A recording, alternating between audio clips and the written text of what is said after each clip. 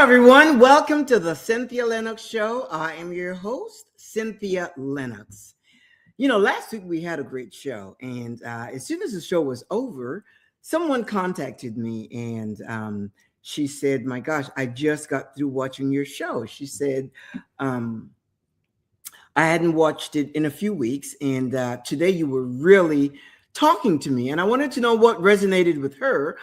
I was talking about being unequally yoked. I was talking about relationships, and I was talking about, I shared how when I met my husband, he, actually, I was talking about my religious fiber, my experience back then. And when I met my husband, he was not really part of my circle, part of my religious circle. And the religious persuasion that he came from, that he grew up in, um, does not really blend with the evangelical doctrine that I observed. And, I was taught that if someone is not in your, believe the same way that you do, then you become unequally yoked. And I shared that I was happy that I did not follow that doctrine, because when my husband showed up, his character was just very attractive. His integrity, the qualities that he exhibited, Trump really superseded anything the doctrine said. And even though I was like really deep into religion, for some reason it just did not even dawn on me not to take a second look at this person that showed up in my life. And I was single, or I'd been divorced for a long time because I was married when I was in college. But all this time I had been single and really career driven. But this whole doctrine about being unequally yoked, that did not even, of course, I was aware that that was a no-no. And I, in reality, should not have pursued that relationship. But I disregarded it. And I saw the qualities that my husband had or has, and the way he treated me. Our values were aligned, right? Our values were aligned. My standards were in check, and he kind of like checked all the boxes. He observed my boundaries and all of that. So I just dated him. I totally disregarded that mandate, or I ignored that mandate, that rule, that regulation, that law, biblical law that says, do not be unequally yoked with an unbeliever. And we've been married for many years, not just married, but happily married for many years. So I was encouraging people to really check your intuition, so that you can know for yourself and not be guided blindly by external influences. Because when you do that, you really betray yourself. You really deny yourself of your birthright, the things that you are entitled to, even the thought of knowing that you are deserving of a good life. You are deserving of nice things. You are deserving of peace, happiness, contentment, safety. Those are your birthright, freedom, and all of that. But what happens is that, at least in the Christian religion, and when I share here, I talk about traditions and conventional norms and things that we are living today that no longer applies to us, including religious doctrine. And the more I talk about it, I realize that there are people that are really stifled, and they can't move forward simply because of their religious upbringing. And what happens is that You see, religion, or at least I'm talking about the Christian faith, because that's the religion I am familiar with, because I followed, I grew up Catholic, uh, just in name, simply because uh, it was the only private school in my area back in my country. And so we were Catholics, my sister and I that went to the school. But, and then after I became evangelical, when I was an adult, and, someone came to me and I got born again and so forth. And then what happens is that you surrender yourself. You surrender yourself, your body, your heart, your mind, your soul. You surrender everything to an external force, to an external entity, to an external person. This person could have any name. In this case, it's Jesus, but it could be anyone. And all of that is doctrine that you have to consume by believing. You have to believe that in order to conduct your life that way, in order to live that way, in order to navigate through life that way. Not really, it tells you that, not to trust yourself, not to trust your mind, that your mind is deceitful.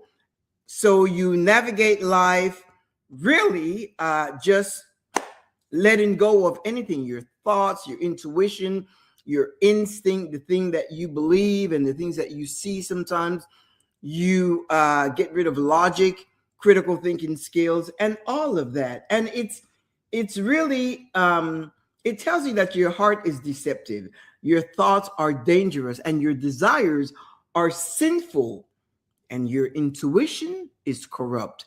Imagine that. That's the teaching of the doctrine.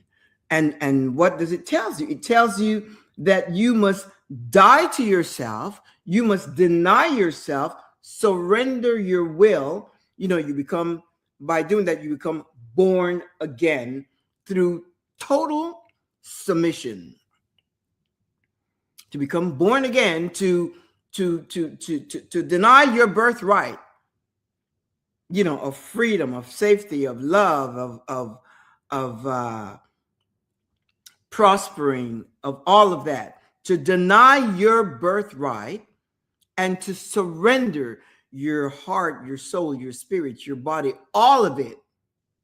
Because again, it's like your desires are sinful, yet you are laden with desires for love, for attention, for affection. That is the way we are created. And when you deny that, what happens? Your whole central nervous system becomes suppressed because your natural desires are kicking up its heels, saying, I want love, I want affection, I want interaction with people. And then there are a whole set of rules that you have to follow. You can't do this, you can't do that. You've got to wait until you're married to have sex. Don't drink. Too much drink is not good. A whole list of rules that you follow. So you go through life really trying to navigate these things. I was in the midst of a meeting recently, and I was new in this circle. And it was very interesting and very pleasant, great energy amongst everyone that was present. So in the middle of the meeting, the facilitator said, he wanted to get to know us. He wanted to get to, for each one to kind of share something about themselves, so that we would get to know each other a little bit just before we started the meeting and so forth. So when it was my turn, I briefly described my background, and then I talk about my show. And I also shared that I am a life coach. But when I talked about my show, I said, I shared that I challenge people and lead them into a path of, into a journey of self-discovery. And I talked about how, because if you don't do that, then you're navigating through life through borrowed beliefs, and in in most cases, these are limiting belief system. And I said, when you get to know yourself and you you you learn to know you and you become familiar with you and you start enjoying who you are and following your intuition and learning your own voice and making decisions and allowing yourself to think critically, to analyze and assess every situation and be able to analyze it and make a decision for your life. I also share that when you learn to trust yourself, you grow in confidence, because confidence is a skill. You can't teach someone confidence. That is a skill. And when you learn all of that, then life becomes, you start really aligning with the things that are meant for you. Doors start opening naturally. You don't have to go kicking down any doors or trying to push situations through, force your way through, grind, hustle, and all of that. You don't have to do any of that, simply because you're walking in the knowledge, the understanding of who you are. And I share the importance of that. And I said, a lot of people don't really know that. We go through life and we have this personality, we have this identity that was imposed upon us, and we simply don't know who we are. So we go through life performing for the crowd and being concerned about what will people think, what would people say. I know people that are becoming awakened into the knowledge of who they are, and they are literally afraid of friends, family members, people that know them. They are afraid to come out. It's almost like, they are afraid to come out in the open and stand on their feet, acknowledging who they are and that they have come to this truth. I know, because for me, it wasn't fair. There was a lot of apprehension. And what I had to do was to go and make sure that the things that I was learning about myself and the truth that I was learning about the religious doctrine, I had to do my research to make sure that I was deconstructing, dismantling, deprogramming my mind from what was taught to what I know. And until I came to that place where I knew, it's like, if you talk to me about hell, you cannot talk to me about hell, because that's not for me. Hell doesn't exist. If you talk to me about heaven, that's not something that I believe in. All those beliefs are for people that believe in that doctrine. And I no longer believe in that doctrine. So it doesn't apply to me. So there is no fear, but I had to be fully persuaded. I had to know for me. I had to know for myself that that I was on the right path with my truth before I came out. And when I came out, then, I had the confidence and I had the assertiveness that I was on the right path. So there's no fear. But there are people right now that are digging, they're searching, they're checking, double checking, and all of that, analyzing, assessing, and so forth. They're being awakened, but they're still afraid. There's that grip of, what would my family say? What would people say? What would they think about me? And they're afraid to come out. So they're still living a double life, or living a life of make believe. And it's nothing wrong with you not believing, because before people change their beliefs all the time.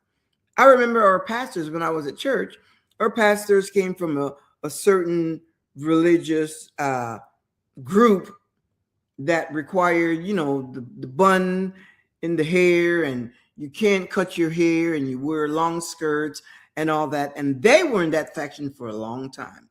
And they said they didn't say they had an awakening. They just said that they left that faction. They left that religious persuasion. and they are now evangelical.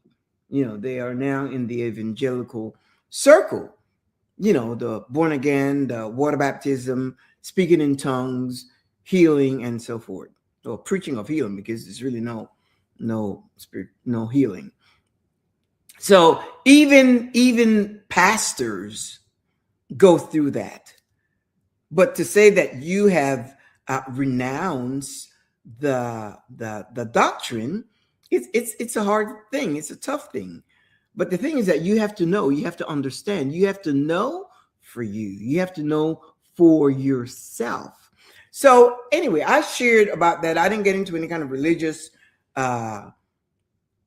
rhetoric at all. I was just talking about getting to know who you are, trusting yourself, and when you know who you are and you go back to that place to discover your identity or to remember who you are, then you can live a life of authenticity, authentically and organically. You no longer have to perform to please someone, or because you need their permission, you need their affirmation, you need their consent so that you can be who you are. You don't have to hide anymore. You don't have to pretend. You don't have to perform when you know who you are, because you can stand on your own ground and you can answer whatever question or refuse to answer any questions. And there are certain things that I don't know. I was talking with someone the other day, and I don't know how it came up, because people, I guess the way I talk, sometimes people question, is like, wait a minute, you are just talking as if you're self-governed or sovereign. And yes, that is my mindset, because things work out for me that way, with that mindset, that I am a magnificent creative being, and so are you, because that is so embedded in my mind. I don't go externally looking for help. No, I go on the inside, and I have learned to allow myself to be calm and to be collected. And when I have to think of things, then I am able to do that. And I'm okay with that. I don't, there's no guilt, no shame, no judgment, none of that. But it takes understanding. All you're getting, get understanding. So they asked me about, we were talking about something, and they asked me about heaven and so forth. And they were, and because I know, because I came from that doctrinal persuasion, the Christian doctrine, I know the Bible. I've read it many times, and this person didn't know anything at all. And so I asked them questions, and they just said, well, I don't know anything about that. And I asked a whole, number of questions, and all they could say is, I don't know about that. And I'm saying, but wait a minute, you subscribe to this doctrine, and you follow it based on what? And they simply could not explain. They just said, well, because when you die, you have to go to heaven. You want to go to heaven, and all of that. And that's really all they knew. And it was kind of sad, because when I was when I was religious, I knew why I believed what I believed. And that was because that's what I was taught. And at the same time, I had farmed out my thinking ability, my critical thinking skills, my decision-making ability. I had farmed it out. I had given it out, because I became of the belief that, my heart is deceptive, my thoughts are dangerous, my desires are sinful, and my intuition was corrupt. So I had to get rid of all that when I, flip the other side and start checking. But anyway, going back to the meeting with the folks that we were sharing of each other's background and so forth. So when it came to this other person said they deflected from everything. They said, I am just this, and they had like a two-liner, because what they were referencing is that everything that I am, everything that I think, everything that I do is in Christ, of Christ, and through Christ, period. And that obviously conflicted with what I said. Now, when I shared, my position was not to convince anyone or to motivate or to inspire. No, no, no. I just shared what my thoughts are and what my show is all about and so forth. But this person kind of took to it and said that, well, I don't, and then they said, well, your show is not for anyone. And I was so glad that they shared. And I said, yeah, I hear you totally. It's not for anyone. It's for people that are thinkers. It's for people that are questioning things. It's for people that have come to a place where they're questioning their deep, belief system themselves and all the things, questioning tradition. And then another person in the group said, and a lot of those things no longer applies to us today. And I said yes. So, and then another person says, and when they were giving their own background and so forth, and they said, and I learned this from her, meaning from me, and I learned this from me, and they were saying something, and I learned this from her, and I find it quite interesting because one of the people that was there, I know that person, and but you don't, I don't know specifically what they meant, because when I share from my heart and I share my experience. And when I share with you, it's not telling you what to do. It's telling you that within you have what it takes. You have the chip that will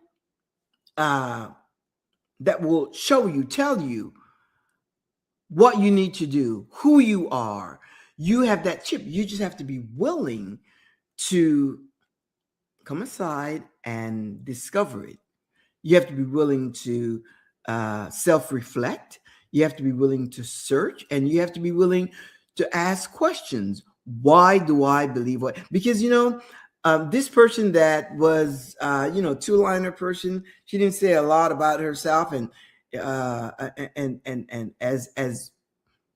as was portrayed is that her life is just a wreck with one problem after another, one problem, because once she started to open, that's what was shared, just a lot of problems. And it doesn't really have to be that way, but sometimes when you allow yourself to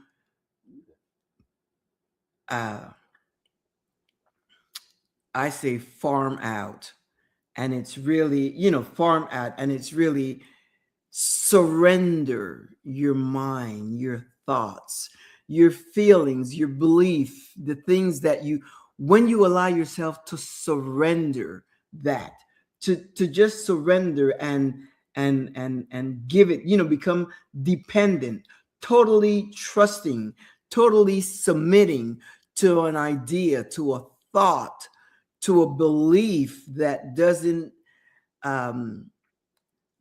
hold any sort of empirical proof, evidence, but you submit and you surrender. Well, if something keeps not, and then the tendency is, well, not the tendency. What was said is that, and I see now why this happened, why this bad thing was allowed to happen, so that I could learn this lesson, so that my eyes would be open in this area. Well, if I had something to teach my child, I'm not going to subject him to something that hurts or burn or something that's going to be bad for them. No, you have other ways of teaching your kids. And it was quite interesting because I am so aware that when I come on here, that the things that I share are very polemic. They are just polemic, controversial. People don't want to hear about being sovereign, self-governed, independent, free thinker, open-minded, expansive thinking, navigating through life on your own, taking responsibility, and creating, manifesting, and living a life. As a matter of fact, I said, because my idea of the purpose of life is pleasure. And I said, and you can define that however however you see fit. Because if you choose the opposite, then it would be pain and suffering and so forth. I kind of share that. And I really believe that the purpose of life is pleasure in whatever it is that you do. Whatever it is that you do, the purpose of life is pleasure. Any act of kindness that you do, that you bring to someone, gives you pleasure. At least it does. At least it does me. When I go to a restaurant and I can give my husband calls it the unexpected delight, when I can surprise the server with a tip that they did not expect,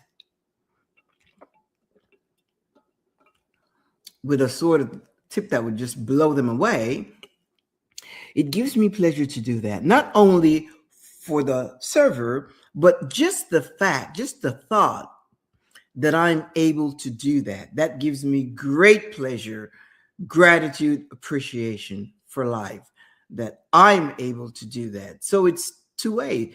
The server is happy and I'm happy because I don't take it for granted. I live a life that is very appreciative of the things that I am able to do. So when I say the purpose of life is pleasure, that's exactly what I mean. Now, do things happen that are unfortunate and so forth? Of course, things happen. But I cannot control the whole world.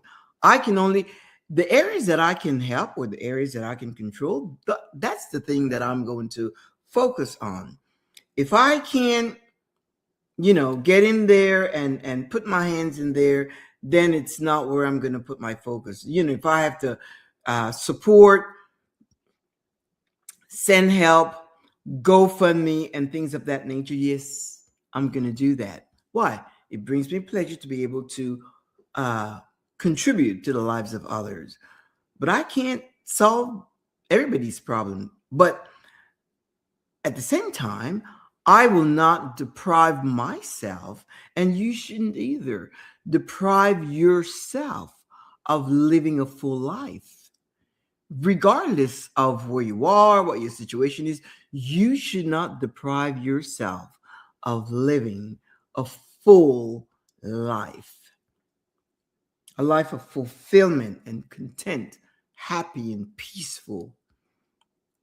The other day, my husband and I, we were doing this kind of lately, that we are enjoying a whole lot. We just relax, lay in bed and hold hands, and we have these deep conversations. Because life today, you can talk about so many things. During the day, we share a lot of information. Oh, did you know so and so? And and that's kind of fun. But when we're together, then it's good to dig deep to see where are you at?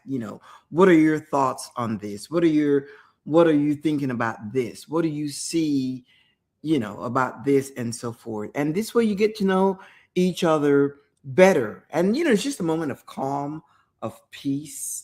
And because what we are learning is that you cannot redeem time. Time has become like a currency for us again, and that is our evolution. And that's why I share with you, my friend, you must do what works for you, but you have to discover what works for you. And when you discover it, the more you dig in and the more you start exercising your birthright, because that's what we do. Seize it, your birthright, get it back. the more you start standing in your fullness, knowing that not only these things are your birthright, but you are deserving. You deserve to have a good life. No one should have to tell you that. I told you, my dad told me that. And, I was a young woman. I was a young girl, actually. And he said, you deserve a good life. You deserve to have a good life. You deserve the best in life. My dad was kind of that way. That's the way he showed his love to us, by giving us the things that we wanted. Forget the things that we needed. That was just there. But the things that we wanted, he took pleasure in that. He delighted in giving us the things that we wanted. And he was unapologetic. Well, I mean, there's no one to apologize to. He just did. That was his way of showing his love. And I liked it because, I got everything that I wanted. But just the thought of knowing that you deserve a good life, that you deserve, that it is your birthright. Can you imagine having a baby and bringing this baby into the world and thinking they don't deserve to have a good life? Our entire action, behavior before a baby is born, what do? You paint. Well, first of all, you get the room ready and you paint it yellow or blue or pink or lavender, whatever. You paint it, and then you get all the toys, and you get the some people create a mural on the wall with caricatures and so forth. And I'm talking from family experience that I've seen my nieces do. And then you get the best crib. Some buy a crib where it can turn into a bed and take them into their adult years, which is like a really good wood, quality made bed. That's what they did. They just bought beds that were great cribs, but then you could, once they reach a certain age, you could break it down and create a bed, a strong bed, because it was good wood and so forth. So my point is, they made a decision that their kid, their child, their baby was worthy of these nice things. They bought nice toys and hanging merry-go-round over the crib, and nice linen for the mattress. And not only that, but what do you call it? Those bumpers, those bumper guards. They just, and it's interesting because when you have two kids, usually like you break it down to the other kid, but in this case, they wanted each kid to have their own things, their own bumpers, their own things, and which I find quite interesting. They wanted them to have the best. So if here they are, mom and dad, and they are they're having a baby, and in their minds they want to have the best. They want to have the best of everything. And even in the room, they have a rocking chair where they could, and then the what do you call it, the diaper change set, and then a bassinet. The amount of money people or parents spend for a child they're going to receive, it's incredible. And they don't care. Why? Because they believe, they know, in fact, they are fully convinced they would go without to make sure that baby's room is well outfitted. As a matter of fact, I remember we went to this baby shower, and then they have a baby shower and everybody brings stuff, and then they had the baby's name written on the wall in beautiful, I guess this particular person, the baby's room was like lavender, and they wrote the name of the baby on the baby was not even born yet. So just imagine, you do all that for a child that's being born, And then now you grow up and you were that child because your parents did that for you. And now you grow up and you have surrendered your birthright to someone else. Come on. And think that you are not deserving. And this person yesterday said, I only do, what I am told. I only do this. I only do that. If I don't feel, if this is not the will of, of Christ, I don't do this. I don't do that. And it was just, this person was totally detached, total surrender, total submission to the belief system that they were navigating through life under. And the sad thing about this is that, you can have a belief system, but like I always say, it has to work. Make sure it's working for you. Make sure that it's working for the life that you desire to have. I always say you can create your own lifestyle. Make sure whatever it is you believe in. I'm not saying, you can do whatever works for you. If it works for you to stay submitted and surrendered to an external force, then if it's working for you, that's fine. If it brings you peace, happiness, joy, contentment, prosperity, and the freedom to be yourself, then that's fine. But if there's one area of, I'm not going to do this because of fear, then you're not being authentic. You're not being your true, authentic self. You're not living organically. You are in a performative mode. And it's like this person that called me after the show last week and said that I was talking to them because, you know what she said? I have given up so many opportunities. This person is a widow, but they're young. They're young and they're a professional person. They're a psychologist, travel all over the world, and she's independent, beautiful woman, smart, independent. And she said, I've given up some opportunities because of that whole mindset of being unequally yoked with someone. Now, if someone doesn't line up with my values, then that I don't even call it unequally yoked. You just don't align with the values that I have. Not a belief system, but the values that I have, kind, compassionate, and so forth. You've got to line up. Respect. Those are values that, for me, they're non-negotiable.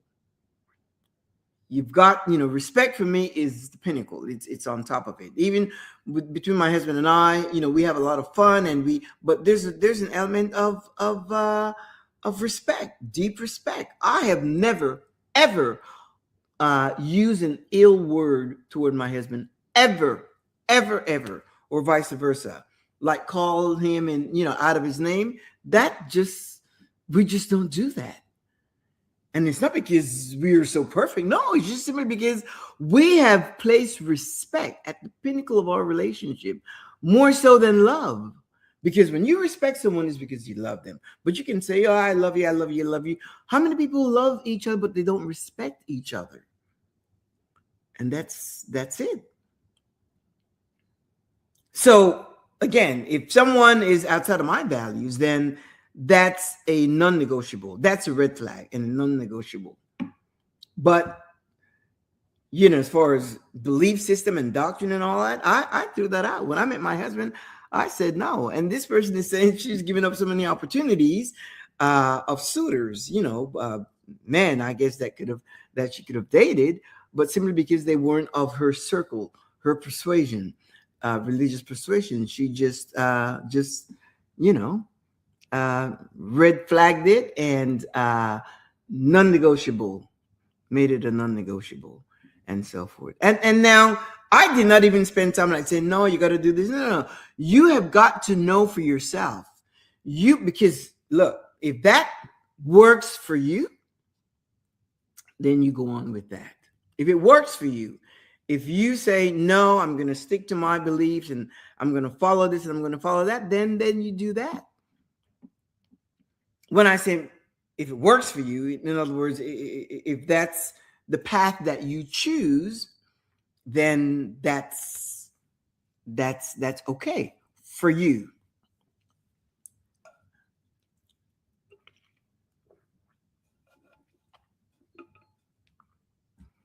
Then that is okay for you. Just like the things that I discover for me, they work for me. They work for me. I've gotten to a place where I am not afraid to make a change, to create situations, to move on. I look back in my life and I think about so many situations where I had, they were good situations, good situations, good people, good surroundings, good opportunities, and so forth.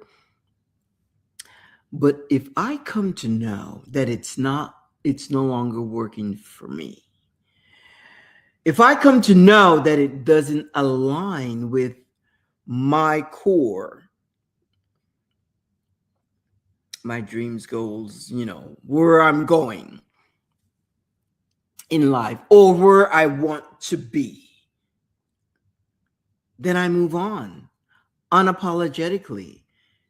It's not a matter of good or bad, right or wrong. It's simply when you know who you are and when you are working life for your good, when you acknowledge the good things that are within you, then life begins to unfold, or just continues to unfold in such a way where you will, where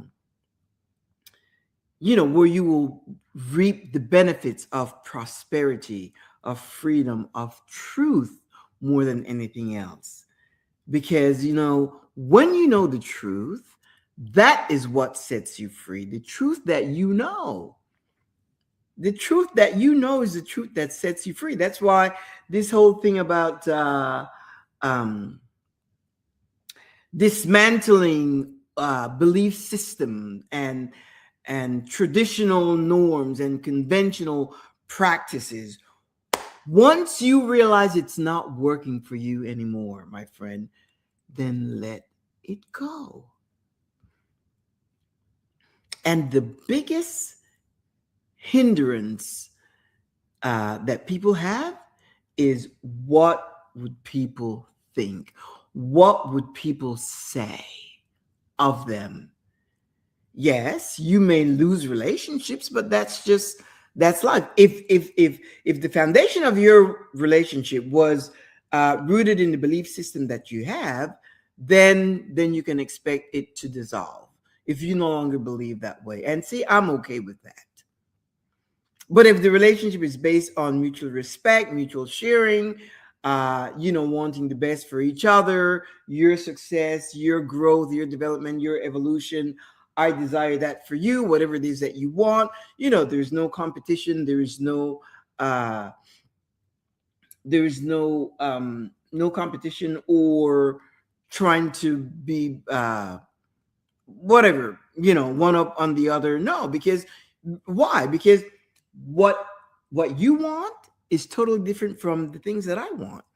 So I can support you in your endeavor. Why? Because I'm already on track for my own.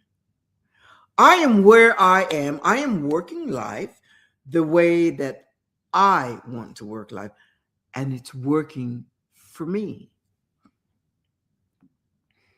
Jealousy, envy, and all of that, all of those dramatical, all of those emotions, first of all, it's a waste of time. But that's usually is for people that don't know who they are and have no idea where they're going. They have no idea that you are a magnificent creative being and that the things that you desire, they are your birthright. But if you have farmed out, if you have uh, submitted and if you have submitted and surrendered your heart, your soul, your body, your feelings, if you have surrendered that to an external force, then of course you have nothing to work with. You have nothing to work with. Why? Because you are waiting for things to happen instead of making things happen. That word surrender, it's big, to submit and to surrender. And then you submit your life and you surrender who you are. You surrender yourself. When we question things, then we're called rebellious. And when I talk about individuality and being independent and so forth, people attribute that to pride. I'm okay with that. I'm okay with that. Why? Because it works for me. And when something is accomplished, yeah, it's the effort, not like physical effort, and that too, but it's the effort that I put into it. The mindset, the focus, the connections, and the alignment that I put into it. And I say that unapologetically. I'm not, it's not brag or pride. No, no, no. When you know who you are, that is the language you speak. And only other people that understand that, those of you that understand that, will know the truth of that. You can believe whatever you want to believe. That is free. But as I say, my friend, it must work. It has to work. Whatever it is, if you believe that, if you have some kind of physical situation, you believe you're going to be here, it has to work. Otherwise, you go through life with the ailment for years. My focus, my mind, when I think of myself and my body and my health and all that is, I stay so focused. The body repairs itself. The body heals itself. The body regenerates. And that's why, when I don't say, the things that you say is like talking to your cells, your cells. And I'm not going to say anything bad about my cells. And I'm not going to, badmouth my cells and say, my cells are this and my hormones are this and my cholesterol is this. I don't badmouth my cells. No. Because every time you open your mouth and say something, it is information that you are transmitting to your cells. You are telling your cells, you are giving it information. And then it goes to work based on the I am that you have said. When you say I am this, or my cholesterol is this, or my, I am that. When you give yourself the I am, then the cells are going to perform, because your cells do not discriminate. Your cells perform based on the instructions, the information they hear coming from you. I'm going to leave you with that. Yes, I have another lunch date today, or, brunch, not brunch, but lunch, dinner, and so forth. So that's just the way life is. I'm going to leave you with that until next week. We meet here every Thursday, 2 p.m. Central Standard Time, every Thursday. And if you can't join me on a Thursday afternoon, then you see the icons down here, YouTube, LinkedIn, and Facebook. You can pick up the feed 24/7 and enjoy the show. Now, if you have something to share with me, if you want to drop me a note or get in touch with me, you can drop me a note at info@thecynthialinoxshow.com, and I will respond to you. Or if you want me to share something in particular, I will also take a look at that and we can share it with others, because everybody, we're navigating at different pace. We're navigating at different pace and different experiences. We are evolving in different ways. And what works for me may not work for you, but then you have your own thing. And as I said, when I share with you, it's not telling you what to do, is reminding you that you have the chip that belongs to you. It is unique, and therein lies your identity, who you are, your personality, the qualities and characteristics that makes you uniquely you. In the meantime, I'm going to say ta-ta, and I will see you next week, same time, same place. Have a fantastic weekend. This is a long weekend for us here in the United States. So whatever you do, be safe. I know a lot of people, they go to the lake and pools and so forth. So just be safe, but have a fantastic weekend. We have plans. I love it when my husband says something like, honey, make reservations for so and so. So we're going to have a fantastic weekend. Ciao, my friend. See you next week.